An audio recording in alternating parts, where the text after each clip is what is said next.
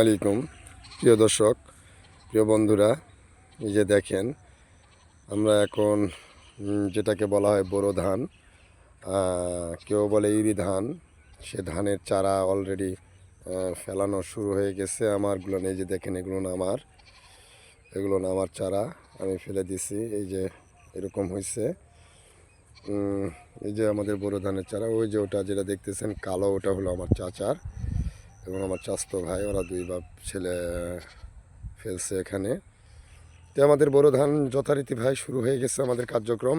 এই ধান কিন্তু এখনও মারাই চলতেছে, এই ধান মারাই এখনও শেষ হয়নি। আমরা বোরো ধানের চারা ফেলে দিছি, অল্প দিনের মধ্যে থেকে শুরু হবে আপনার জানুয়ারির শেষ লাগাত মনে করেন যে আবার নতুন বোরো ধান রোপণ করা শুরু হয়ে যাবে ভাই। আমাদের কৃষকের কাজ এটাই হলো আমাদের কৃষি কাজ, এটাই আমাদের কৃষি জীবন, একটার পর একটা আছেই। এই যে দেখেন বোরো ধানের চারাগুলো হয়ে গেছে অলরেডি, অল্প দিনের মধ্যে এগুলো হবে। আর এগুলো আমি ফেলছি, এগুলো চারা ফেলছি। কেউ আমাদের দেশে বলে, আমরা বলি বিছন, আবার কেউ বলে চারা, আবার কেউ বলে কি যেন বগুড়ারা কি যেন বলে ভাই, যাক ওটা আমার স্মরণ নাই।